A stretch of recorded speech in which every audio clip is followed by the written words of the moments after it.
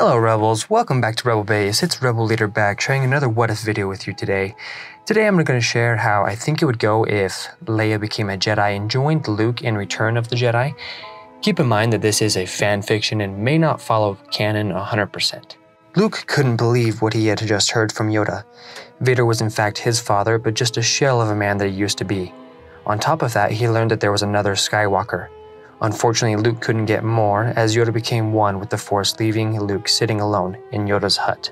Luke had his suspicions, but how could he be certain as to who the other Skywalker was? He didn't know where to look when Obi-Wan appeared to him. Obi-Wan confirmed that Vader was his father and told Luke to search his feelings about the other member of his family. Luke came to the conclusion that it was Leia who was the other Skywalker, and perhaps he knew all along. Kenobi mentioned that he was correct, and to protect her, she had to remain hidden. He also stated that his training was complete, but he won't be a Jedi till he faces Vader, and he would face him again. Luke was excited to know that Leia was his sister. He also knew that he had to do all he could to protect her. If anything were to happen to him, she would be the last hope for the rebellion and the galaxy. Luke made his way back to the rebellion fleet, where they were discussing their next steps in their plan. He volunteered to go with Han and the group that formed around them to the forest moon of Endor. Their main goal would be to disengage the shield generator for the Death Star. Luke wanted to tell Leia the news, but he had to wait for just the right time. The party made their way to Endor and found themselves in the company of the Ewoks and stayed in their village. That night, Luke found himself alone, contemplating what he had learned and what he had to do. Leia found Luke and could tell that something was on his mind. After some soft reassuring that he could tell her what was going on, Luke told her about their father and the relationship that they shared. Luke was surprised a little to see that Leia took the news better than he could have hoped for. Leia, having known that they had a special connection, didn't want to send her brother to what could be his death. Leia, thinking on her feet, asked Luke to train her in the ways of the Force. She wants to help and keep him safe any way that she can. Luke quickly brushes her request off and explains that he can't. He tells her that there is not enough time for her to learn. Leia insists and tells Luke to teach her all that he can. If they didn't have the time to learn much, then she must learn what she can to attempt and build a lightsaber of her own. Luke reluctantly agrees, and they start training right away. Luke begins teaching Leia about the control of the Force and how to listen to it. They had been training for hours, and Leia was making great strides. Luke even thought that she was picking up training quicker than he did. He could tell that Leia grew up very disciplined and patient. It was close to sunrise, and soon he would have to go and face his father. With what time they had left, Luke gave Leia the necessary materials she would need to form a saber. Leia asked Luke where he got the material, and Luke conveyed that he almost used some of these actually when he was constructing his own saber. Luke also mentioned to Leia that she would need a kyber crystal, and this would be a test of her knowledge and power in the Force. This would also be something that she would have to find on her own. Leia watched as Luke prepared to go and meet Vader. As Luke was about to leave, she quickly asked if she could borrow R2 and his X-Wing. Leia hardly waited for Luke to answer before she was out the door. She knew that time was important and they didn't have much to spare. Leia ran to where Luke landed the X-Wing, picking up R2 along the way. They climbed aboard and she told R2 to plot a course to Dagobah. After all, Leia thought what better place to look than where Luke got his training. Leia landed on Dagobah, and right away she knew that Luke was not kidding when he said that it was a jungle. Thanks to the brief training she had, she could also sense the immense power of the Force flowing through this planet. Leia let the Force guide her as she made her way through the jungle. She came upon Yoda's hut and could feel his presence around her. She could also feel Luke, another Jedi, and something strong nearby. She left Yoda's hut behind and made her way to what was calling her. She eventually came upon a cave and immediately felt something sinister lurking inside. Yet somehow in all of that hate and darkness was a small glimmer of light calling out to her. Leia made her way inside the cave to the source of light that was calling her. As she got further inside the cave, the more intense was the sense of darkness. Just as she thought that she couldn't take it anymore and was about to leave, she found what had been calling her. She looked down to find a crystal jutting out from a rock that echoed with a slight hum. Luke was right that this was something she had to do on her own. Leia unpacked the materials from her pack, sat on the ground, laid the items close to the rock holding the crystal, and began to meditate. Leia didn't want to rush what she had to do, but she did need to hurry if she were to help Luke. It took some time, but Leia did finish her saber. She held out her hands and placed the saber in her palm using the Force. She ignited the saber to find a royal blue blade emitting from the tip. Suddenly, the room around her began to dissolve.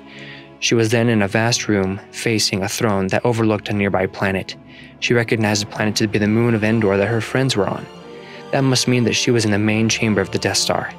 Leia turned to see Emperor Palpatine standing over a limp body next to Vader. She couldn't make out who it was, but she heard Palpatine turn to Vader, thanking him for bringing Skywalker to him. He then turned back to Luke's body and began to shock him with his Sith lightning. Leia sat and listened as Luke began to scream, begging for help from his father and Leia. Leia couldn't move. She wanted to rush to his side and fight for him. She closed her eyes as she couldn't bear to watch any more of it. As she opened her eyes again, she saw that she was back in the cave with the familiar sound of her saber humming in the darkness. It must have been a vision, Leia thought to herself. Whatever it was, she knew that time was running out and she had to get back to Luke. If she was right, he would be turning himself in right about now and would soon need her help. Leia made her way back to where she left the X-Wing. She got there to find R2 patiently waiting for her, ready to go. She climbed aboard and told R2 to head back to the rebellion, hoping that she wasn't too late. Leia arrived to the space just outside the moon to find the fleet was almost in position to launch their attack. This also meant that Han and his group was about to knock out the shields to the Death Star. Seeing what was going on, this also helped Leia come to the knowledge that not much time had passed since Luke went to confront their father. She remembered the conversation from the night before. Luke told her that their father wouldn't turn them in and would switch sides and join Luke. Leia hoped that Luke was right, but she knew that at times Luke could be too hopeful, and there was her vision of him dying in front of her. She decided not to take any chances and make her way to the Death Star in hopes that she would be able to feel Luke's presence. As she got closer, she could feel Luke's presence, but it wasn't coming from where it should have. Leia looked to where his presence was coming from, and she could see an Imperial Lambda shuttle headed her way.